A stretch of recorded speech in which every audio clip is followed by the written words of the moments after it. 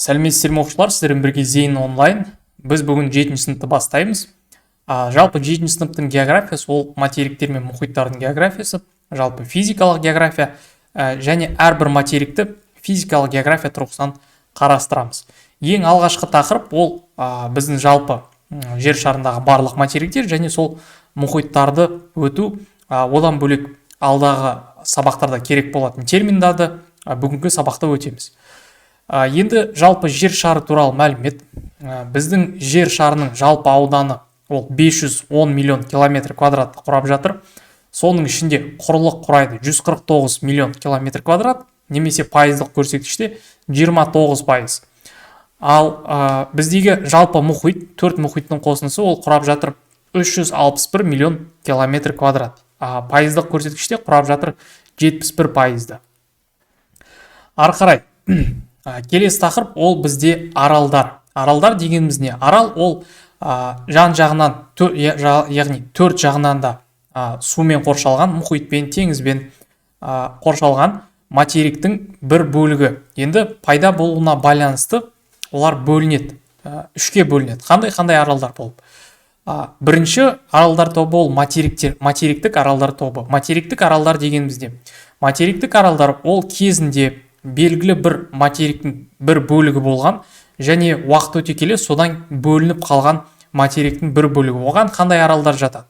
Оған әдетте үлкен аралдар жатады, яғни аумағы бойынша ең үлкен аралдар. Мәселен, материктік аралдар қандай деп сұраса, енді біз жауап береміз: Гренландия аралы, Британ аралдары және Мадагаскар аралы деп жауап береміз. Келесі аралдардың түрі, яғни екінші аралдардың түрі ол жанартаулық аралдар. Жанартаулық аралдар дегеніміз не? Яғни белгілі бір бұрын ол үлкен жанартау атқылау орталығы болған, яғни бірінші жанартау атқылаған мұхитқа, одан кейін ол жерде қалыптасқан, ол лава сөнген соң ол жерде қалыптасқан жер, және ол жерде біртіндеп арал пайда болады. Оған қандай аралдар жатады? Оған Исландия, Гавай және Азор аралдарын біз жанартаулық аралдарға жатқызамыз. Үшінші аралдардың тобы ол маржандық аралдар. Маржандық аралдар дегеніміз не? Маржандық аралдар міне алдарыңыздағы суретте тұр. Ол қалай пайда болады? Маржандық аралдар ол әдетте кішкентай болады. Ол маржандық аралдар пайда болу үшін судың беткі температурасы жыл бойы плюс 25 градус Цельсийдан жоғары болу керек.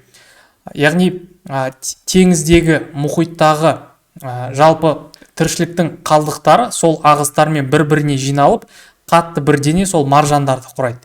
Содан пайда болады осындай кішігірім маржандық аралдар. Маржандық аралдарға біз жатқызамыз үлкен тосқауыл рифі және маржан теңізінің аралдары. Сонымен тағы айта кететін нәрсе ол аралдар жеке-жеке дара және топ болып кездеседі. Аралдар көбінесе топ болып келеді, оны біз архипелаг деп атаймыз. Яғни бірнеше аралдар тобын архипелаг деп аталады. Енді дүние бөліктері туралы қысқаша мәлімет.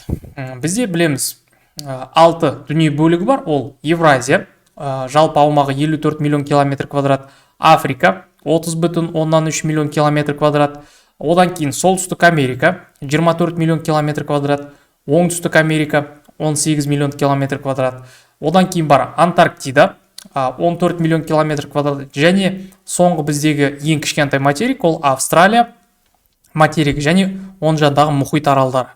Егер ұбт-да жалпы Австралияның аумағы қанша деп келсе, біз жауап береміз 7,6 миллион километр квадрат.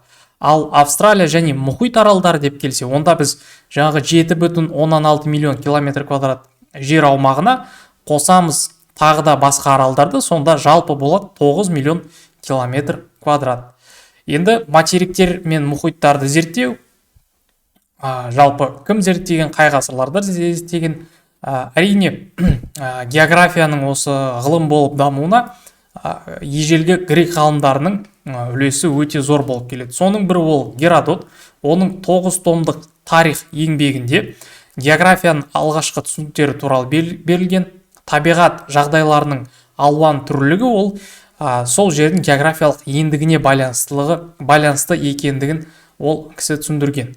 Одан кейін Аристотель ол жер шар тәрізді деген Пифагордың түсінігін дамытып, бір жылды 365 күнге бөледі және ай мен күннің тұтылу себептерін дәлелдеп берген ең алғашқы кісі ол осы біздің Аристотель. Келесі географияның атасы ол Эратосфен. Эратосфен ол ендікті, бойлықты нақты өлшеп, тұңғыш рет географиялық карта жасайды, математикалық географияның негізін салады.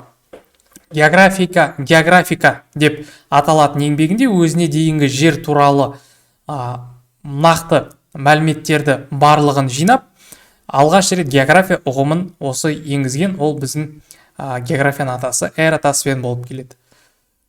Одан кейін алдарыңызда тұрған римдік ғалым Страбон, ол географияны жер туралы ғылым ретінде түсініп, жерді географиялық жағынан сипаттайтын география деп аталатын 17 кітап жазған. Географиядағы елтану бағытына негіз салған кім деп жауап берсе, біз Страбон деп жауап береміз.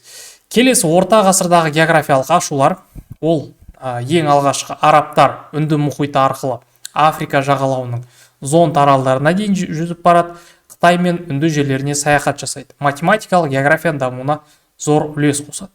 Келесі 9-11 ғасырларда Европаның солтүстігін мекендеген, біз оларды викингтер атауымен білеміз, бірақ оны нормандар деп те атаймыз, яғни солтүстік жердің тұрғындары. Олар алдымен Исландия аралын ашып қоныстанған, одан кейін Гренландия және солтүстік Американың шығыс жағалауына жетеді. Келесі бізде Венециялық көпес, ол Марко Поло Азияға жасаған саяхаттың нәтижесінде, орталық Азияға жасаған саяхаттың нәтижесінде, мынау кезінде Моңғол империясын басқарушы Құбылай ханға дейін жетіп, сол барған жерлердің барлығы туралы көптеген құнды мәліметтер қалдырған. Одан кейін Плано Карпини және Вильгельм Рубрук, ол 13 ғасырда тағы да Моңғол империясын саяхат жасайды. Одан кейін бар 15 ғасырда Афанасий Никитин, ол орыс саяхатшысы деп айтсақ болады, Үндістанға саяхат жасайды, Арабия теңізі арқылы және үш теңіздің ар жағына саяхат деген еңбегін жазады. Міне алдарыңызда Марко Полоның жасаған саяхатының картасы және ары қарай ол Малакка түбегі арқылы қайтадан сол Венеция қаласына қайтып келеді. Шамамен 1271-75 жылдар ол осы, яғни 4 жыл ішінде Қарақорым, қазір бұрынғы Ханбалық, қазіргі Пекин қаласына дейін жетеді. Одан кейін 1292-1295 жылдар аралығында ол қайтадан қайтады. Келесі ұлы географиялық ашулар кезеңі. Ұлы географиялық ашулар кезеңі ол білесіздер 15 ғасырда басталды Христофор Колумбтың Америкаға саяхатымен. Ең алғаш рет ол 1492 жылы саяхатын жасайды. Одан кейін тағы да Америкаға 3 рет саяхат жасайды. Христофор Колумбтан кейін 1498 жылы Васко да Гама басқарған Португал кемесі ол ең алғаш рет Үндістанға жол ашады.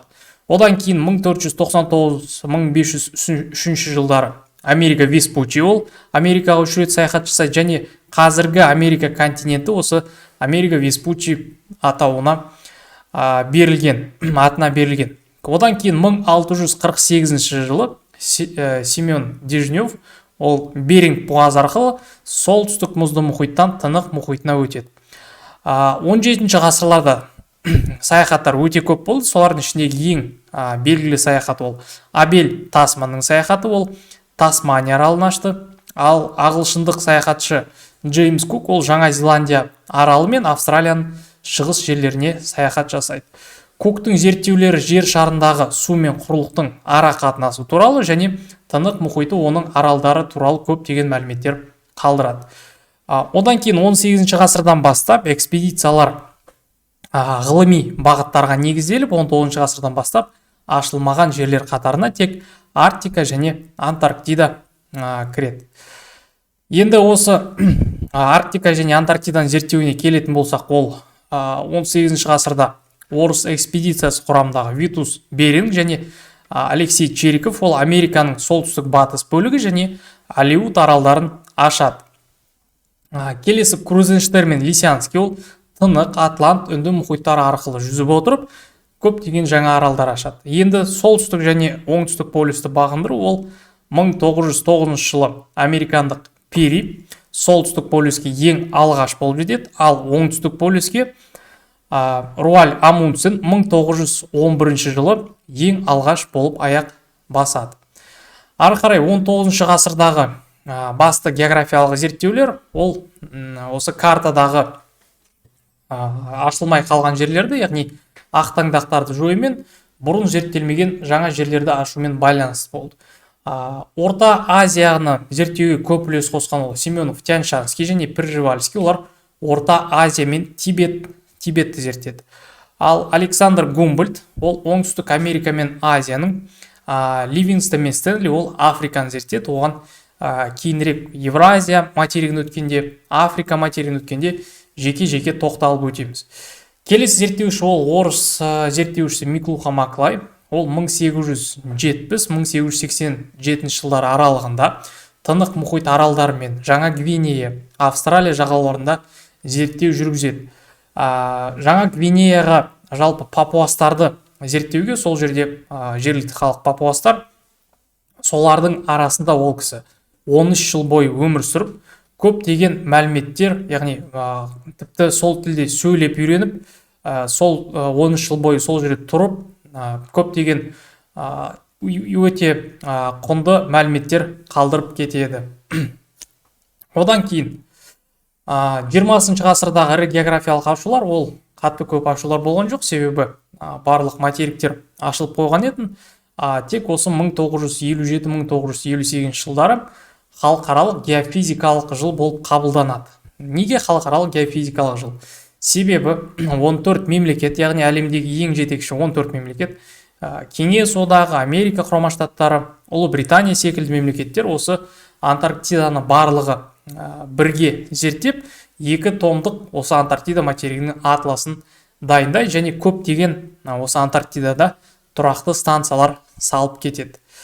Енді карталарды өтеміз. Материктер және мұхиттар карталар. Карталар бөлінеді қамтылатын аумағына байланысты. Мысалы, бір картада болуы мүмкін жарты шар картасы немесе дүниежүзілік картасы, мұхиттар картасы, материктер картасы, түрлі топографиялық карталар.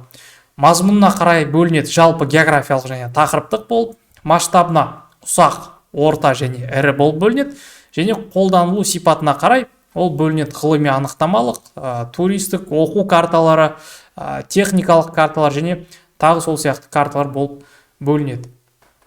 Енді алдыңғы тақырыптарда біз мынау картаға жалпы проекциялар түсірдік.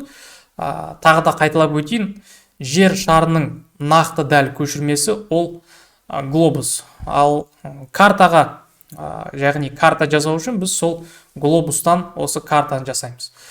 Түрлі проекциялар бар, оның негізгілері осы цилиндрлік және конустық проекция. Цилиндрлік проекцияда жер шары толық белгіленген карталарда қолданылады.